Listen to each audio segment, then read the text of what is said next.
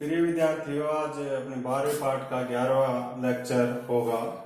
इसमें अपने पढ़ रहे थे एल्डिहाइड एवं कीटोन। तो एल्डिहाइड एवं कीटोन के अपने रासायनिक गुण पढ़ रहे थे। तो उसमें ऑक्सीकरण पढ़ रहे थे अपने एल्डिहाइड के। अब देख रहे हैं अपने कीटोन का ऑक्सीकरण। तो कीटोन का ऑक्सीकरण अपने करवाते हैं अम्लीय पोटेशियम डाइक्रोमेट की उपस्थिति में। तो अपने को एसिटिक अम्ल और फार्मिक अम्ल प्राप्त होता है और इसका ऑक्सीकरण करवाते हैं फार्मिक अम्ल का, तब अपने कार्बन डाइऑक्साइड और जल प्राप्त होता है। इसी प्रकार से अपने दूसरा कीटोन लेते हैं तो अपने को ये दो कार्बोक्सिलिक, ये अपने 1 2 3 4 5 ये पेंटेनोन हो गया। तो इसका अपने ऑक्सीकरण करवाएंगे तो ये अपने को प्रोपेनोइक अम्ल और एथेनोइक अम्ल प्राप्त होगा। एसिटिक अम्ल जो होता है ये प्रोपेनोइक अम्ल प्राप्त होगा। तो कार्बोक्सिलिक अम्ल अपने को प्राप्त होते हैं कीटोन का ऑक्सीकरण करवाने पर। अब देखते हैं अपने इसमें पोपाप नियम। पोपाप नियम में क्या होता है, जब असममित कीटोन लेते हैं, असममित बराबर नहीं हो, जब दोनों ओर बराबर एल्किल समूह लगे हुए हो, जब इधर 1 लगा हुआ है, इधर कितने लगे हुए हैं 2, तो असममित हो गया। 2 इधर होते 2 इधर होते तब क्या हो जाता है, सम्मित हो जाता है।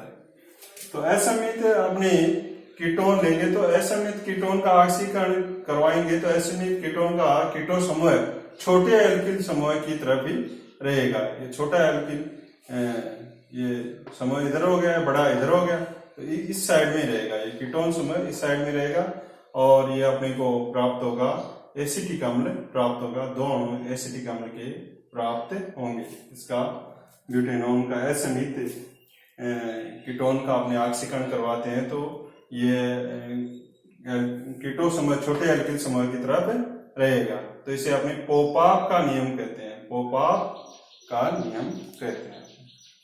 अब आते हैं इसका अपचयन करवाते हैं एल्डिहाइड और कीटोन का।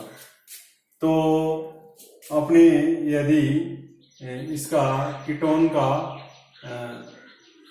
निकेल और पैलेडियम की उपस्थिति में करवाते हैं अपचयन तो अल्कोहल प्राप्त होता है और कम मतलब हाइड्रोजन लेते हैं, ये ज्यादा लेते हैं तो अपनी हाइड्रोकार्बन प्राप्त होगा। अब देखते हैं पहले अल्कोहल भी कैसे होता है। धात्विक अपचयन करवाते हैं इसमें।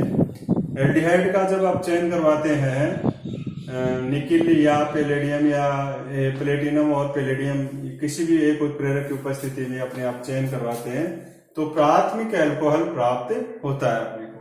ये एथेनॉल होता है, आप जानते हो। और इसी प्रकार से यदि कीटोन का यदि अपचयन करवाते हैं निकेल प्लेटिनम पैलेडियम इनकी कोई सी एक उत्प्रेरक की उपस्थिति में तो अपने को द्वितीयक अल्कोहल प्राप्त होता है। तो इस प्रकार से एल्डिहाइड से प्राथमिक अल्कोहल और कीटोन से द्वितीयक अल्कोहल प्रोपेन-2-ऑल प्राप्त होगा। अब यदि अपने इसका कीटोन का अपने शुष्क ईथर की उपस्थिति में अपचयन करवाते हैं तो अपने को यह प्राप्त होगा प्रोपेन-2,1-ऑल प्राप्त होगा। प्राथमिक अल्कोहल। अब इसका मतलब ये कीटो समूह है ही, मतलब इसका ही अपचयन होगा। अब लेते हैं अपने साइक्लोहेक्सेन 3-in-1-ऑन। 1 2 3 पर इन समूह है, 1 पर ऑन है ही अपना। तो साइक्लोहेक्सेन 3-in-1-ऑन का करवाते हैं तो इसका ही कीटोन समूह का ही अपचयन होगा। अब देखते हैं अपने मीर-वाइन-पॉन्ड्रोफ-वर्ली अपचयन। यदि अपने कीटोन का आइसोप्रोपिल अल्कोहल या डाइमेथिल अल्कोहल है तो इसको इसके विलयन में एल्यूमिनियम प्रोपॉक्साइड की उपस्थिति में करवाते हैं तो अपने को ये द्वितीयक अल्कोहल प्राप्त होता है। तो इसको कहते हैं मीर-वाइन-पॉन्ड्रोफ-वर्ली अपचयन कहेंगे।